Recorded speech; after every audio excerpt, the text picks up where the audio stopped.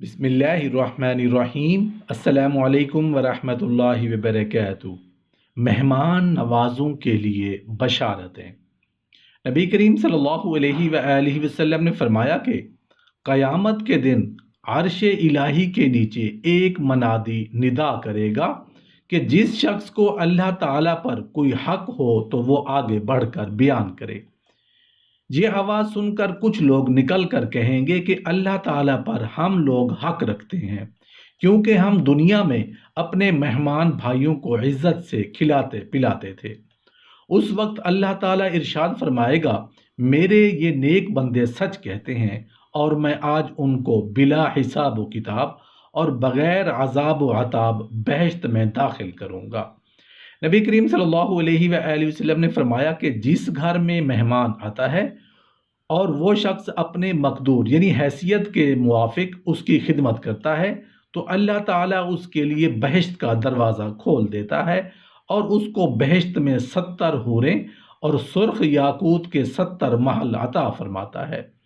نبی کریم صلی اللہ علیہ وآلہ وسلم نے فرمایا کہ جس شخص نے مہمان کو پیٹ بھر کر کھانا کھلایا اس نے خود پر بہشت کو واجب کر لیا، اور جو شخص مہمان سے کھانا دور رکھے گا اللہ تعالیٰ قیامت کے دن اس کو اپنے فضل و کرم سے محروم رکھے گا اور اس پر دہکتی ہوئی آگ میں سخت عذاب کرے گا۔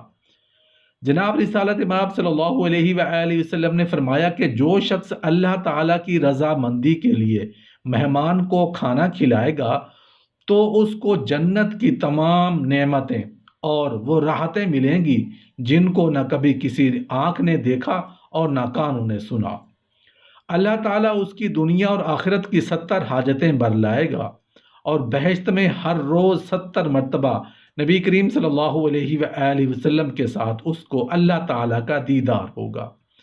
نبی کریم صلی اللہ علیہ وآلہ وسلم نے فرمایا کہ مجھے حضرت جبرائیل علیہ السلام نے خبر دی ہے کہ جو شخص مہمان کی عزت کرے گا اس کے لیے 9 فضیلتیں ہیں۔ جس وقت مہمان گھر میں آتا ہے تو اس کے ساتھ گھر میں 10 لاکھ برکتیں اور 10 لاکھ رحمتیں داخل ہوتی ہیں۔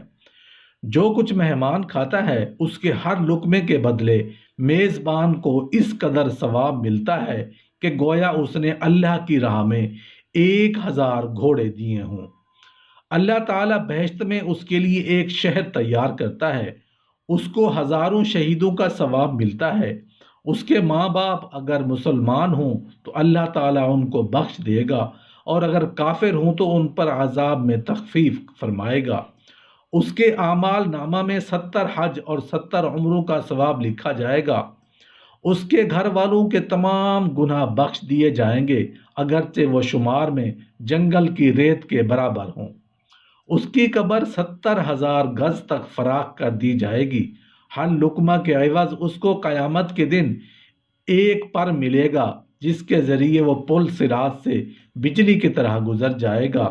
ایک اور جگہ رسول کریم صلی اللہ علیہ وآلہ وسلم کا ارشاد پاک ہے کہ جس نے مہمان کی عزت کی تو گویا اس نے 70 اولیاء اللہ اور 70 شہیدوں کی خدمت کی۔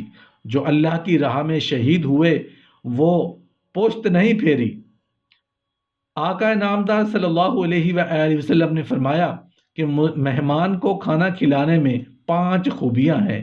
مال اور رزق میں ترقی ہوتی ہے، اس گھر سے مرض دور ہو جاتا ہے، اللہ تعالیٰ اس گھر سے مصیبت اٹھا لیتا ہے، اس میزبان کی قبر قیامت تک روشن رہے گی، قیامت میں اس کو اللہ تعالیٰ کا دیدار اور محمد الرسول اللہ صلی اللہ علیہ وآلہ وسلم کی شفاعت نصیب ہوگی۔